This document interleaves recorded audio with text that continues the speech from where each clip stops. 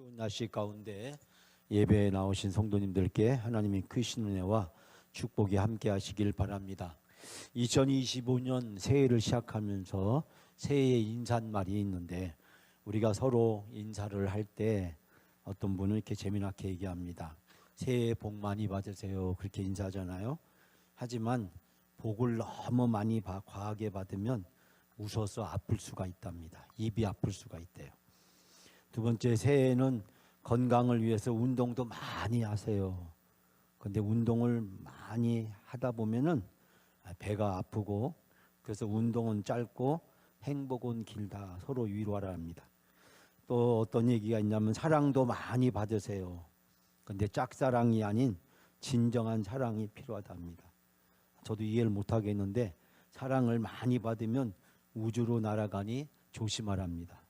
저도 이걸 읽으면서 이게 무엇을 의미하는지 잘 모르겠어요. 사랑을 많이 받으면 우주로 날아간다. 또 2025년 새해에 우리가 많은 행복을 나눕시다. 근데 너무 많은 행복을 나누다 보면 이웃이 배를 아파할 수 있다랍니다. 또 여러 가지 꿈을 많이 가지고 그 꿈을 이루는 당신이 되세요. 그런데 꿈을 많이 꾸면요, 잠을 편안하게 못 자서 그 다음날 힘들다라는 이야기가 있습니다. 새해의 인사말을 서로 재미나게 하는 그런 얘기라고 생각이 듭니다. 여러분, 2025년 새해가 이제 첫째 주가 이제 지나가고 있습니다. 우리가 새해를 맞이하면서 신년 축복 새벽 기도회를 하면서 성경에 나오는 하나님의 복을 받는 아름다운 모델들을 우리가 함께 쭉 나누고 있습니다. 지난주 제가 수요일 날 1월 1일이죠. 그날 저녁 예배 때 여러분들에게 첫 번째 새해 오늘 115편 1절부터 3절까지 말씀을 통해서 하나님께 영광이라는 제목으로 같이 함께 말씀을 나누었습니다. 2025년 새해 우리가 어떻게 하면 하나님께 영광이 될 수 있을까? 그런데 오늘 우리가 함께 나눌 말씀의 주제는 우상입니다. 우리가 하나님께 영광을 돌리는데 장애가 되는 것이 두 가지가 있는데 첫 번째는 죄고 두 번째는 우상입니다. 그래서 오늘 시편의 말씀은 바로 우리들에게 우상을 중점적으로 소개하고 있습니다. 물론 시편 115편 전체의 주제는 하나님께 영광을 돌리라는 주제입니다. 이 시의 저자가 누군지는 정확하게 알려져 있지 않지만 이스라엘의 3대 명절, 절기, 유월절, 장막절, 오순절에 바로 이 시편 115편이 하나님께 찬양과 기도로 사용이 되어졌다라고 이야기를 하는데, 특별히 이 제사장이 앞부분을 선창하면 그러면 백성들이 그 다음 부분을 화답하는 형식으로 우리가 마치 이제 교동문을 하듯이 그렇게 인도자가 앞에 선창을 하고 그리고 회중들이 그것에 대해서 답창을 하는 화답하는 형식으로 이 115편이 성전에서 사용되어졌다라고 이야기를 하고 있습니다. 즉 이 115편은 여러분이 읽으면서 아시겠지만 모든 영광을 하나님께 돌리고 이 천지 만물의 주관자가 되시는 하나님만을 의지할 것을 우리에게 권고하고 있습니다. 그에 비해서 하나님의 영광을 이 무능한 우상의 모습과 대조하면서 오늘의 본문의 말씀에서 하나님께 영광을 돌리는 것과 그리고 우상을 의지하는 헛됨을 비교하면서 우리에게 우리 인생의 궁극적인 목적이 어디에 있는가라는 것을 되물으면서 당신의 인생은 지금 어디를 향해서 가고 있습니까? 당신의 인생의 진정한 목적은 무엇입니까? 당신은 지금 무엇을 가장 소중하다고 생각하고 계십니까? 즉 앞부분에서 하나님께 영광을 돌릴 것을 촉구하면서 오늘 4절에서 8절까지의 말씀은 우상의 무능에 대한 모습과 그 우상을 의지하는 자가 어떻게 될 것인지 우리에게 소개해 주고 있습니다.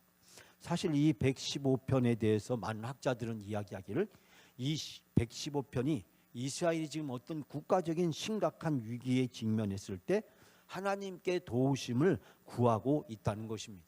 그래서 그 위기로부터 하나님이 구원해 주신 것, 그 하나님께 영광이 되고 또 하나님이 아닌 다른 우상들을 의지하고 우상들에게 도움을 구하는 것이 헛된 것인가를 이야기하면서 우리가 오직 바라고 의지할 것은 하나님밖에 없고 그 하나님에 대한 찬양이 바로 우리가 살아갈 길이라는 것을 제시하고 있다라고 이야기합니다.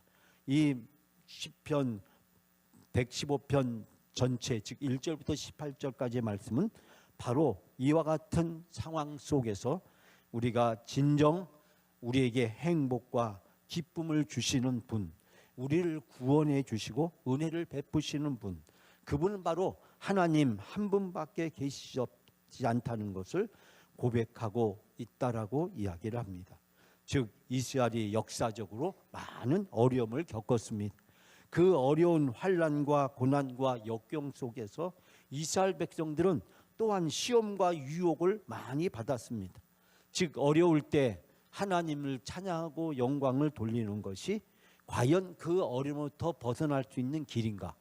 아니면 우리가 세상에 있는 군대라든지 아니면 강한 나라라든지 아니면 어떤 왕이라든지 아니면 어떠한 신, 우상들을 의지하는 것이 우리에게 필요한 일인가?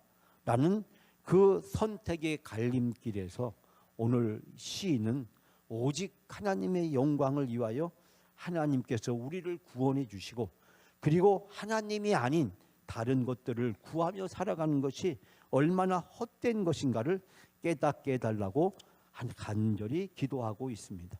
제가 지난주 1월 1일 날 여러분에게 1절부터 3절까지의 말씀을 드리면서 새해에 많은 사람들의 소원이 소원 성취에 있다.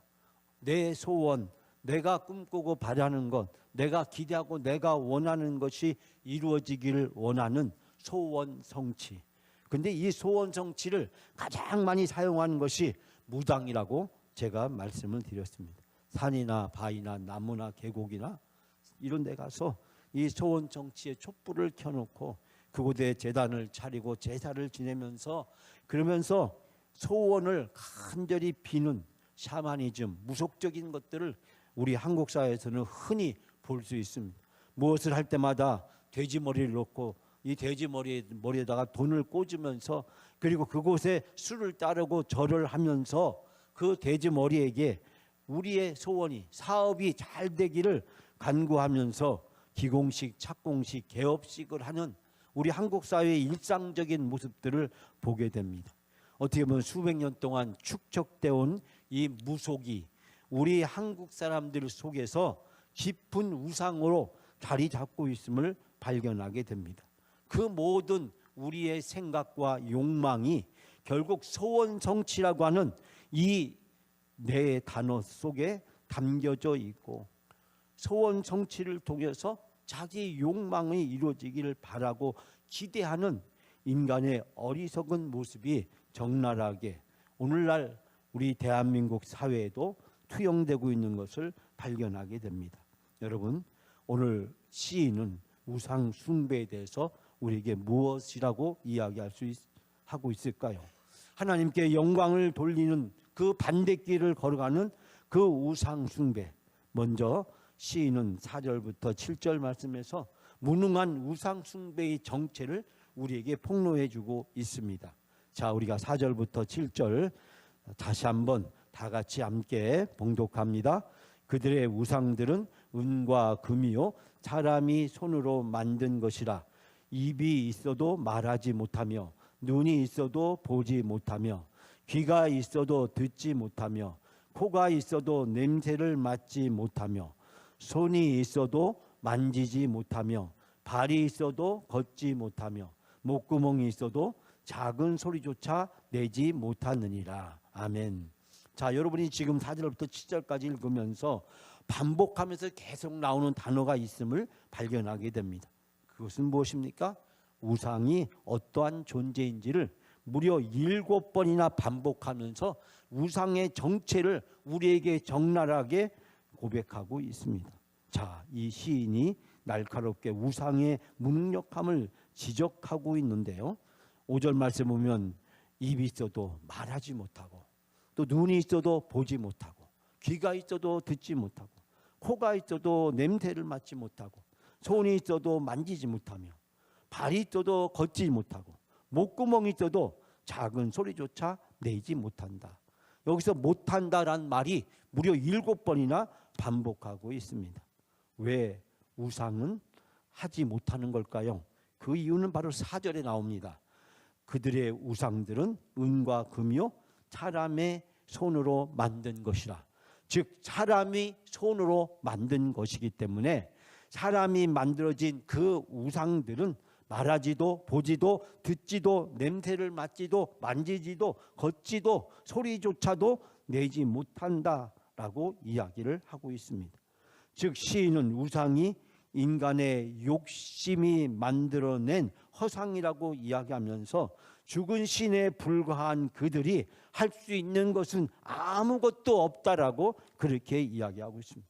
즉 인간의 손으로 만들어낸 그 결과물이 인간에게를 위해서 뭔가를 할 수 있다고 기대하는 것이 얼마나 어리석고 무모한 것인가라고 이야기하면서 인간이 귀하게 여기는 금과 은과 아무리 귀중한 것을 다 동원해서 그것을 만든다고 할지라도 우상이 할 수 있는 것은 아무것도 없다라는 것입니다.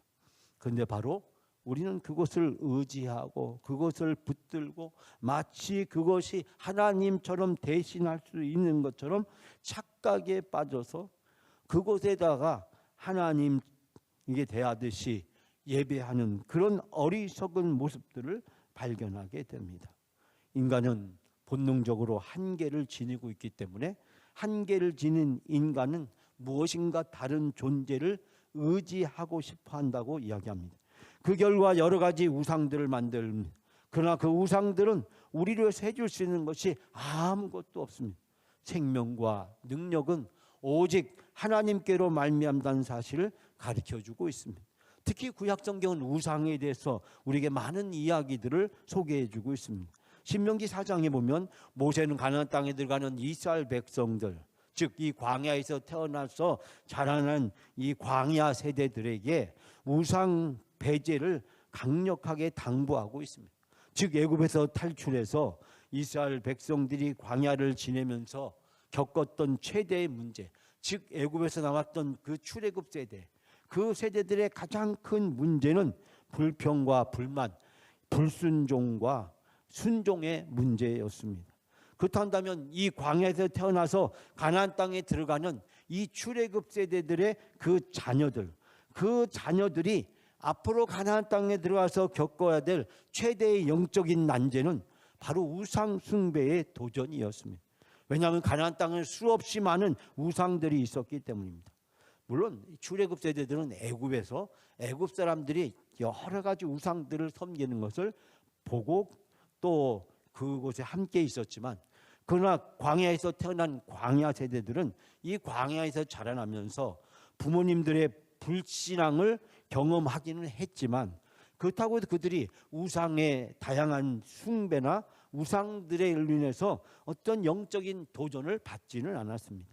그러나 모세가 이 가나안 땅에 들어가서 살아가게 될 이 광야 세대들의 모습을 보니 그 가나안 땅에 있는 수많은 우상들이 바로 이 세대들에게 가장 큰 영적 위협이 될 것을 생각하면서 모세는 바로 이 신명기의 3편의 말씀을 통해서 이 가나안 땅에 들어가서 살아가게 될 때 바로 최대로 그들에게 어렵고 힘든 문제가 바로 우상 숭배의 도전이라는 것을 알고 그들에게 우상을 숭배에 대한 강력한 경고를 하고 있는 것을 발견하게 됩니다.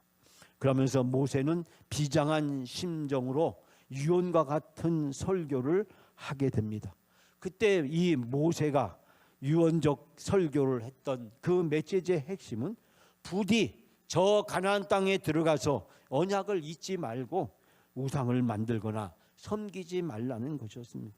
즉 가나안 땅에 들어가 살아가게 될 때 가나안 사람들을 따라서 세상의 풍속을 쫓아서 유행을 쫓아서 처세를 하듯이 세상 사람들이 하듯이 그 가나안 사람들이 농사를 잘 짓고 그 농사를 통해서 잘 먹고 잘 사는 모습을 보면서 우리도 이 가나안 땅에서 이제 정착해서 농사를 짓고 살아가게 될 때 가나안 사람들처럼 농사가 잘 되려면 우리도 바알신을, 아세라신을, 저들이 우상을 섬기듯이 그 우상을 우리도 섬겨야 이 가나안 땅에서 잘 될 수 있을 거라는 그 착각을 바로 모세는 강력하게 경고하면서 부디 언약을 잃지 말고 우상을 만들거나 섬기지 말라고 이야기합니다.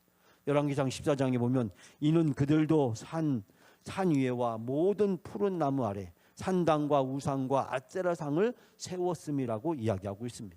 즉 가나안 땅에 들어가서 이 결국 광야 세대들이 그 가나안 사람들을 따라서 그들의 영향을 받아서 세상의 풍속을 쫓아서 그들이 결국 산당과 우상과 아세라상을 세우고 그들이 우상 숭배에 빠졌음을 이야기하고 있습니다. 우리 성경책에는 이 구약에 나오는 우상을 한결같이 우상이라고 한 단어로 이제 번역을 하고 있지만 사실 히브리어 성경에 보면 무려 20가지 정도의 그 우상을 나타내는 다양한 히브리 원어가 사용되고 있습니다. 뭐 아웬, 엘림, 뭐 헷벨, 뭐 세멜, 그다음에 첼렘, 에마, 마뿔레체드, 그다음에 엘로임, 길룰, 마세카, 마스키드, 네시크, 아차부, 페셀, 치르, 자나, 카마르, 마차바, 테라빔, 쉼퀴츠. 아마 여러분이 잘 들어보지 못한 그런 히브리어들인데요. 아마 이 중에 한두 가지는 좀 들어보셨을지 모르겠어요. 테라빔 정도는 들어보셨겠죠? 자, 그런데 이 히브리어로 약 20개 정도 되는 이 많은 우상들이 이 히브리 사람들에게 있었고, 히브리 사람들은 그 우상의 도전이 사실은 이제 구약 성경에서 이스라엘 백성의 영적 생활에 가장 큰 도전이고 위협이었다라는 사실을 발견하게 됩니다. 결국 구약 성경에서 우상이나 신상으로 번역된 그 단어들의 어원들을 살펴보면 우상 숭배에 대한 혐오감들을 발견하게 됩니다. 성경이 말하는 우상의 개념은 단순히 어떤 형상을 가진 눈에 보이는 가시적인 것이 아니었습니다. 그것을 넘어서서 유일하신 참 하나님을 떠나서 행하는 모든 인간의 행위를 포함하고 있음을 알게 됩니다. 어떤 의미에서 오늘날 우상에는 하나님이 보다 더 가치를 두거나 더 사랑하는 모든 것이 우상에 해당된다라는 말을 우리가 잘 알고 있는데요. 자, 이 우상 숭배에 대해서 성경은 세 가지로 우리가 생각해 볼 수 있게 됩니다. 첫 번째는 우상 숭배의 원인입니다. 왜 우상을 숭배하게 되었을까? 성경이 가르쳐주고 있는 인간의 우상 숭배의 근본 원인은 근본적으로 인간이 부패한 본성에서 기인한다라고 이야기합니다. 인간은 원래 종교적 본능을 가지고 있었고 태어나자마자 자연 또는 왜곡된 상태이기 때문에 참되신 하나님을 알지 못하고 버러지 형상의 우상을 쫓는가 하면 나름대로 고상한 숭배 대상을 상징해서 거기에 몰두하기도 한다는 것입니다. 로마서 1장에 보면 이 사도 바울은 우리들에게 우상의 헛된 것을 추구하는 인간의 본성을 통렬하게 지적하고 있습니다. 우리가 죄인이기 때문에 죄인인 우리가 부패한 본성을 가지고 있기 때문에 우리가 태어나자마자 또 인간 그 자체가 참된 하나님을 알지 못할 때 우리도 모르는 사이에 자연스럽게 우상을 숭배하게 된다는 것입니다. 두 번째는 우상 숭배의 대상인데 험하고 잡다한 여러 신들, 죄물들 외에도 인간을 또 숭배하기도 하고 심지어는 탐심에서 추구되는 모든 것들이 우상의 범주에 포함된다라고 이야기하고 있습니다. 신명기 4장에 보면 너희는 스스로 삼가 너희 하나님 여호와께서 너희와 세우신 언약을 잊지 말고 내 하나님 여호와께서 금하신 어떤 형상의 우상도 조각하지 마라. 어떤 형상의 우상도 조각하지 마라. 여러분, 이스라엘 백성이 광야에서 모세가 하나님을 만나뵈러 시내산에 올라간 사이 이스라엘 백성들이 탄식하며 아우성을 칩니다. 그리고 아론은 거기에 휘둘려서 결국 애굽 사람이 했듯이 금송아지를 만듭니다. 모세가 잠깐 시내산에 올라간 사이 여론조사를 해보니까 여론조사에서 하는 이야기가 두 가지가 나오는데, 첫 번째는 애굽으로 돌아가자는 겁니다. 두 번째는 금송아지를 만들자는 것입니다. 아론은 여론에 충실하게 따라서 금송아지를 만들고 이제 애굽에 돌아갈 준비를 합니다. 시내산에 오른 모세는 분노해서 십계명이 던진 돌판을 던지게 되었고, 결국 이 출애굽 세대들이 이 광야에서 그들의 생애를 마감하는 비참한 결론을 이루게 됩니다. 사랑하는 여러분, 성경은 이처럼 우상에 대해서 우리에게 다양하게 소개를 하면서 우상의 숭배가 근본적으로 하나님 없음이라는 사실을 우리에게 분명히 나타내고 있습니다.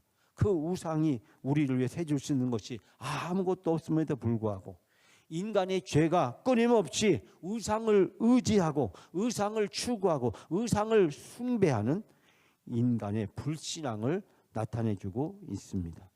그러면서 오늘 말씀에서 시인은 우상 숭배의 비극적 결과를 우리들에게 8절 말씀에서 선언하고 있습니다. 자, 우리 마지막으로 8절 말씀 다 같이 함께 고백합니다. 우상들을 만드는 자들과 그것을 의지하는 자들이 다 그와 같으리로다. 아멘. 우리가 10계명 중에서 제1계명과 2계명 우상 숭배에 대한 이야기입니다. 이 고대 사회에 있어서 모든 이 국가들은 우상을 가지고 있었고 그 우상을 내세워서 국가를 설립하고 국가를 통치하는 이념으로 삼았습니다. 애굽의 바로는 태양신을 비롯해서 그 많은 신들을 섬기고 있었습니다. 그리고 그 신을 상징하는 우상들을 만들고 그 우상들을 의지하고 그 우상의 이름으로 바로가 신의 아들이 되고 히브리 사람들은 노예가 되어서 그 바로의 신에게 충성하고 복종하며 살아갈 수 없는 그런 존재로 규정을 짓고 그곳에서 벗어나는 것은 곧 신의 뜻을 거스르는 것으로 간주했습니다. 사실 십계명은 우리가 아다시피 바로 이 우상 숭배를 철저하게 부인하고 있음을 우리가 십계명을 통해서 알게 됩니다. 그것은 우리가 믿어야 될 참된 우리의 신앙의 대상이 오직 하나님밖에 계시지 않다는 것을 선언하고 있습니다. 오늘 시인은 바로 함께 봉독했던 4절부터 7절까지 말씀을 통해서 무려 7번이나 우상의 무능력한 실상을 폭로하고 지적하면서 이제 그 우상을 숭배하게 되었을 때 그들에게 나타나는 비극적 결과를 선언하고 있습니다. 8절에 우상을 만드는 자들과 그것을 의지하는 자들은 다 그와 같으리로다. 그와 같다는 것은 무엇일까요? 앞에서 이야기했듯이 아무것도 할 수 없다는 것입니다. 아무것도 할 수 없다. 허망과 무능을 바로 거기서 이야기하고 있습니다. 누가요? 우상을 만드는 사람이나 의지하는 사람이나 다 똑같이 우상과 같이 되고 만다는 것입니다. 여기서 다 그와 같으리라는 것은 우상을 만드는 사람이나 우상을 의지하는 사람들이 다 똑같이 우상과 같이 되고 만다. 아무것도 할 수 없는 허망한 존재가 될 수밖에 없다. 우상 숭배자들의 비극적 종말을 여기서 시인은 선포하고 있습니다. 즉 우상을 숭배함으로써 십계명을 어겼을 뿐만 아니라 여러 가지 범죄들을 저지르게 되고 그 죄악으로 인해서 심판을 피할 수 없고 그 심판은 바로 멸망이라는 사실을 이야기하고 있습니다. 이사야 44장 9절 말씀 보면 우상을 만드는 자는 다 허망하도다. 그들이 원하는 것들은 무익한 것이거늘 그것들의 증인들을 보지 못하며 알지도 못하니 그러므로 수치를 당하리라. 우상을 만드는 자들은 다 허망한 자들이다. 그들이 좋아하는 우상은 아무 쓸모가 없는 것이다. 이런 우상을 신이라고 증언하는 자들도 눈이 먼 자들이고 무지한 자들이니 마침내 수치를 당할 뿐이다. 우상을 만들거나 숭배하는 그 모든 것들이 허망한 것이고 그리고 그들이 결국은 눈멀고 무지한 자들이 되고 결국 수치를 당할 뿐이라고 선언하고 있습니다. 우상 숭배의 결과에 대해서 구약 성경은 통렬하게 우리에게 지적을 하고 있고 신약 성경도 그것에 대해서 우리에게 증언해 주고 있습니다. 참되고 하나이신 오직 창조주 하나님을 부인하고 헛된 것의 종로를 타며 마침내 진노의 날에 하나님의 심판을 피할 수 없다고 성경은 우리에게 경고하고 있습니다. 이스라엘 백성이 가나안에 정착한 이후에 항상 우상 숭배의 유혹을 받아왔습니다. 마찬가지로 초대교회의 모든 그리스도인들도 우상 숭배의 유혹을 받고 있습니다. 요한계시록 21장 8절에 그러나 두려워하는 자들과 믿지 않는 자들과 흉악한 자들과 살인자들과 음행하는 자들과 점술가들과 우상 숭배자들과 거짓말하는 모든 자들은 불과 유황으로 타는 못에 던져지리니 이것이 둘째 사망이라. 여러분, 우상을 숭배하는 자의 최후는 불과 유황으로 타는 못에 던져지게 될 것이다. 불과 유황으로 타오르는 그 바다에 던져져 비참한 최후를 맞이하게 될 것임을 경고하고 있습니다. 요한계시록은 우주와 역사와 모든 종말을 우리에게 선언합니다. 그러나 하나님의 새로운 역사와 새로운 나라가 영원히 시작될 것임을 선언하고 있습니다.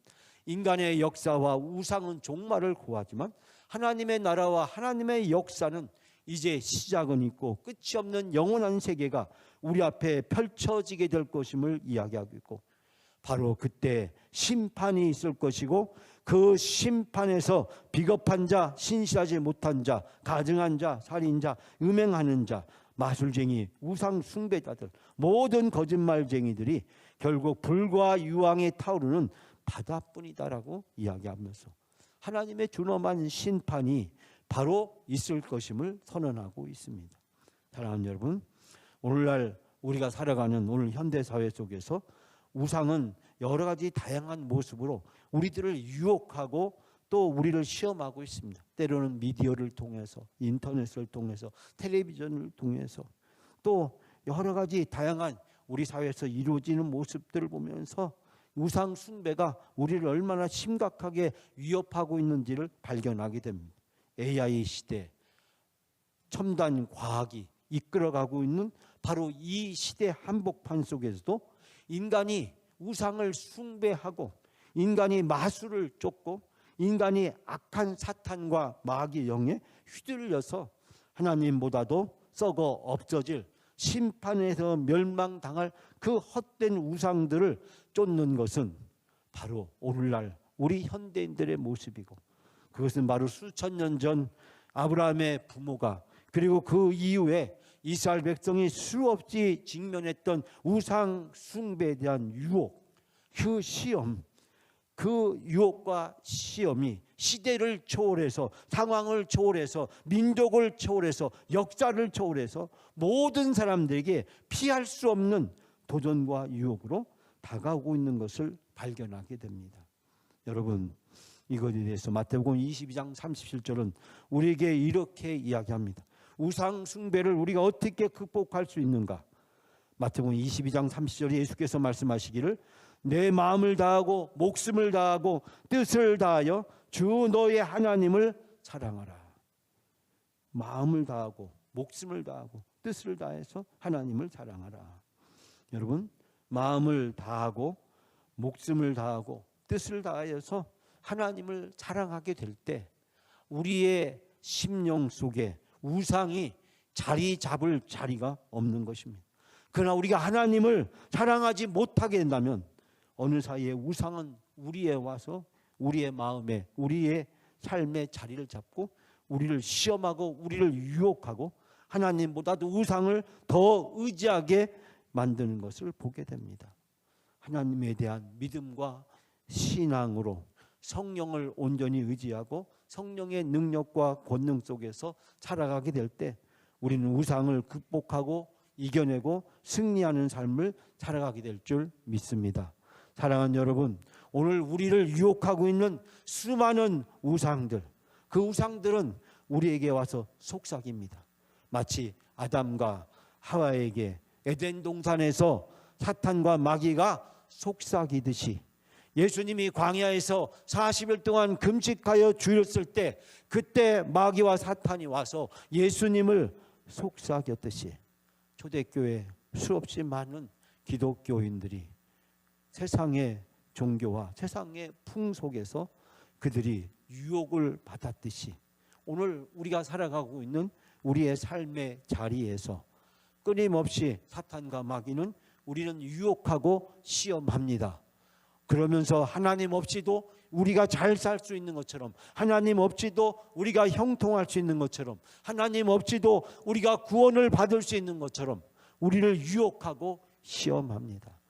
그 사탄과 마귀의 유혹과 시험에서 이겨내고 우상 숭배로부터 참된 하나님을 온전히 믿고 섬기는 길은 말씀을 붙들고 기도하며 성령의 충만함을 받으며 하나님께 온전히 순종하며 살아가게 될 때, 우리가 영적으로 깨어 있게 될 때, 바로 그때 우리가 우상을, 사탄과 마귀를 이겨내고 영적으로 승리하는 삶을 살게 될 줄 믿습니다.